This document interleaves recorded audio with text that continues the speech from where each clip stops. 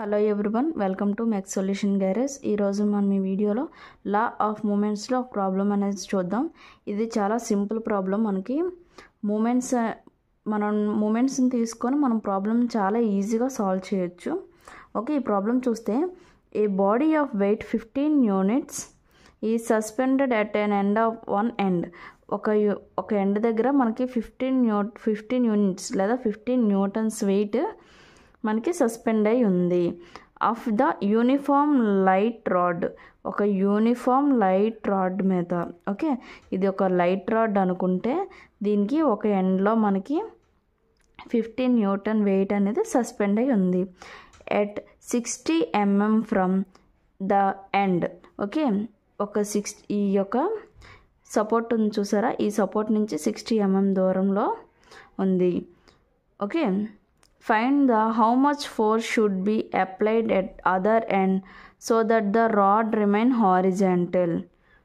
Okay, ఆ rod మనకి హారిజాంటల్గానే ఉండి వితౌట్ డిస్ట్రాక్షన్, అంటే ఇలా ఈ సైడ్కి కానీ లేకపోతే ఈ సైడ్కి కానీ ఇలా వెళ్ళకన్నా ఇలా స్ట్రైట్గా హారిజాంటల్గానే ఉండాలంటే ఇటు సైడ్ ఈ ఒక ఎండ్లో 15 న్యూటన్ పెట్టాం. ఈ ఎండ్లో మనం ఎంత లోడ్ పెడితే మనకి అది బ్యాలెన్స్డ్గా హారిజాంటల్గా ఉంటుంది అని మనల్ని అడుగుతున్నాడు.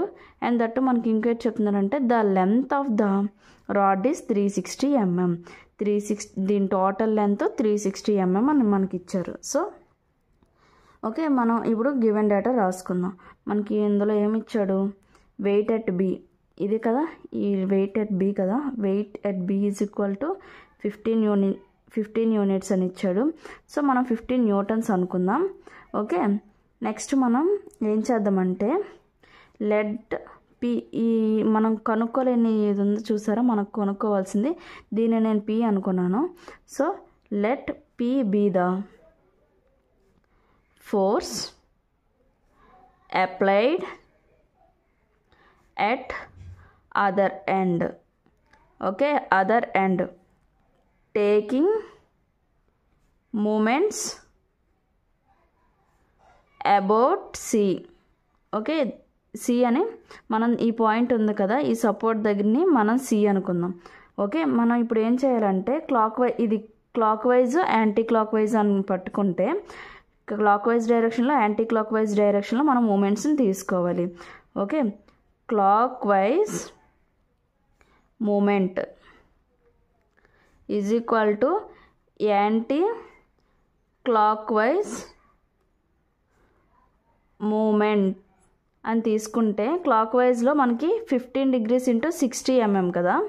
సో 15 into 60 mm అండ్ ఇంకో సైడు పి కదా, పి ఇంటూ టోటల్ డిస్టెన్స్ 360 కదా, మనకి ఈ డిస్టెన్స్ 60 ఇచ్చారు. సో మనం ఆటోమేటిక్గా దీంట్లో నుంచి దీన్ని మైనస్ చేస్తే మిగతా వాల్యూ వస్తుంది కదా, 360 minus 60.